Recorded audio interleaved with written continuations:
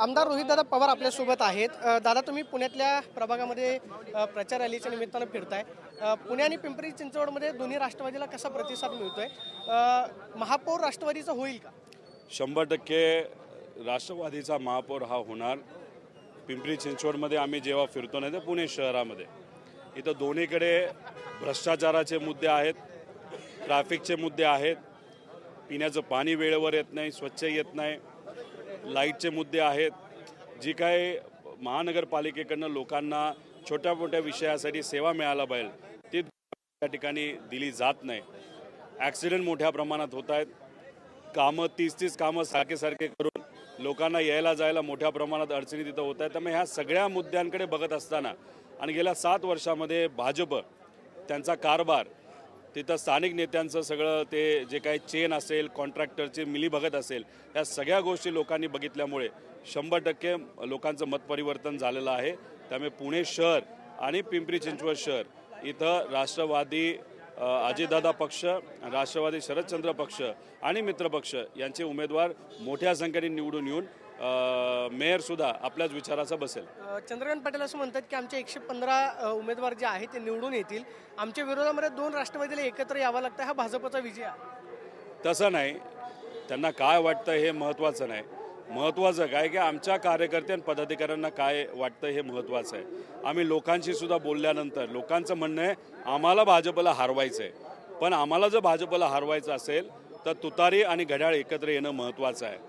तुम्ही वेगळं लढला त्याचा फायदा अप्रत्यक्षपणे भाजपला होणार आहे। मग आम्ही काय केलं, चंद्रकांत दादा मोठ्या भाषणांमध्ये तिथं स्टेटमेंट देतील, पण आम्ही सामान्य लोक, कार्यकर्ते, पदाधिकारी यांच्याशी चर्चा करून भाजपचा फायदा त्या ठिकाणी 100% करून देणार नाही, म्हणून आम्ही एकत्रित आलेलो आहे आणि भाजपला हे महागात बसणार। अजितदादा म्हणतात की जिल्हा परिषद निवडणुकीनंतर दोन्ही राष्ट्रवादी एकत्र येण्यावरती विचार करू, म्हणजे त्याची सुरुवात महानगरपालिका निवडणुकीपासून झाली असं म्हणायला हरकत नाही। आता तरी दोन्ही पक्ष एकत्रित आहेत। जिल्ह्यामध्ये सुद्धा पदाधिकाऱ्यांना विश्वासात घेऊन त्या जिल्ह्यांमध्ये त्यांचं समीकरण काय वाटतं, त्यांना काय, त्यांची भूमिका काय, ह्या पदाधिकाऱ्यांशी बोलल्यानंतर बहुतांश ठिकाणी पदाधिकारी आहेत त्यांचं मत येतं आहे की आपण एकत्र आलं पाहिजे आणि मग तो मान सन्मान जसं महानगरपालिकेमध्ये असणाऱ्या पदाधिकाऱ्यांना दिला तसा त्यांच्या मताचा मान सन्मान देऊन आम्ही एकत्रित जाऊ शकतो। आणि ज्या ठिकाणी आम्हाला वेगळं लढायचं असं पदाधिकारी म्हणतात तिथं आम्ही वेगळं लढू। मात्र रोहित दादांना 2 राष्ट्रवादी एकत्र आले तर चालणार आहेत का? अजित पवार असं म्हणतात की राष्ट्रवादीच्या विलिनीकरणावरती चर्चा करू किंवा त्या अर्थानं की 2 राष्ट्रवादी एकत्र येण्यावरती जिल्हा परिषद निवडणुकीनंतर चर्चा करू। हे इलेक्शन कार्यकर्त्यांचं, पदाधिकाऱ्यांचं इलेक्शन आहे। त्यांची इच्छा होती की आपण वेगळं लढून भाजपला फायदा होऊन आम्ही हरू, आम्हाला अडचण येऊ शकते, नाही तर आमचं लीड कमी होऊ शकतं। त्यामुळे आमच्या लढाईमध्ये आमचा विचार त्या ठिकाणी करावा। नेते असतील, नाहीतर आपण जेव्हा पार्टीचा विचार करतो तेव्हा कार्यकर्त्यांचा विचार करणं फार महत्त्वाचं असतं। त्यामुळे या इलेक्शनमध्ये कार्यकर्त्यांची इच्छा होती आणि कार्यकर्त्यांचं हे इलेक्शन आहे, तेव्हा आपला मोठेपणा आणि आता आपण नेते आहोत ह्या सगळ्या गोष्टी विसरून या कार्यकर्त्यांसाठी आपलं त्यांचं मन राखून तिथं लढावं लागतं। त्यामुळे आज इथं स्वतःचा विचार न करता, रोहित पवारला काय वाटतं हे न विचार करता, आमच्या कार्यकर्त्याला काय वाटतं, लोकांना काय वाटतं हे आम्ही लक्षात घेऊन ही निवडणूक लढत आहोत। कार्यकर्ते असं म्हणतात की मग 2 राष्ट्रवादीने एकत्र यावं, तर मग रोहित पवारांना चालणार आहे का 2 राष्ट्रवादी भविष्यामध्ये एकत्र?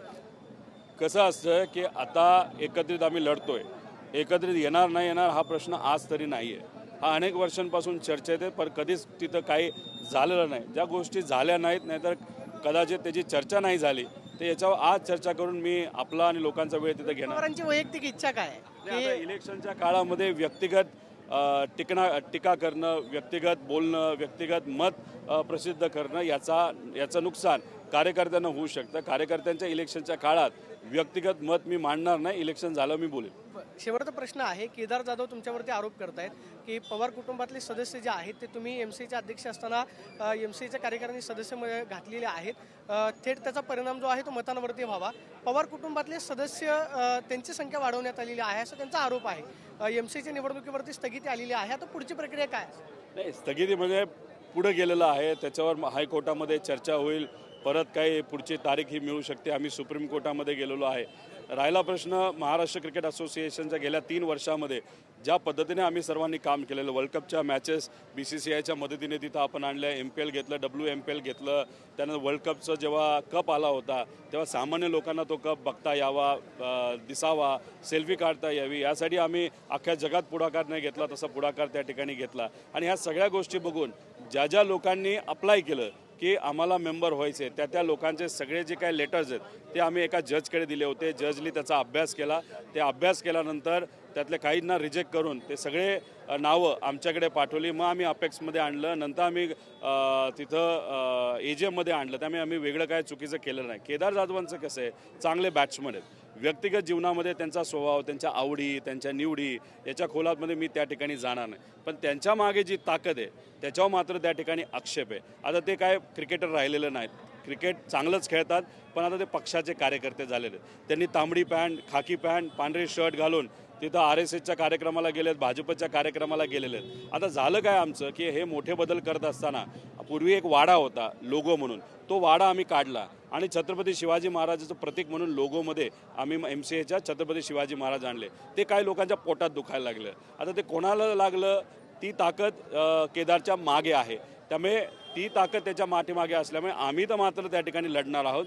कोर्टात जाऊ द्या, नाही तर समोरासमोर आम्ही लढायला. वाडा म्हणजे शनिवार वाडा होता, पण महाराष्ट्राचा आपण विचार करतो तेव्हा फक्त पुण्याचा विचार करून चालत नाही, आपल्याला अख्ख्या महाराष्ट्राचा विचार करावा लागतं. म्हणून रायगड लढण्याचं प्रतीक, जिंकण्याचं प्रतीक आणि रयतेचं राज्य म्हणजे सर्व सामान्य लोकांना संधी मिळाली पाहिजे याचं प्रतीक म्हणून आपण छत्रपती शिवाजी महाराजांचा फोटो लोगोमध्ये त्या ठिकाणी आणला होता. हे मात्र काही संघटनेला आणि पक्षांना विचाराला हे पटलेलं नाही. म्हणजे आता निवडणूक होणार आणि हे सगळं षडयंत्र जे आहे केदार जाधवांच्या पाठीमागून कोणता तरी पक्ष करतो.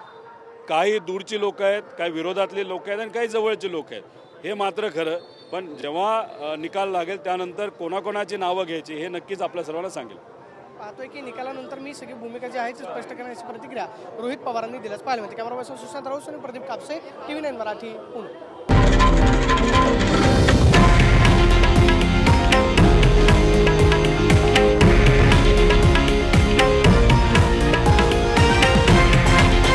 हे आहे देशातील नंबर 1 न्यूज नेटवर्क आणि आपण पाहत आहात TV9 मराठी, एकमेव.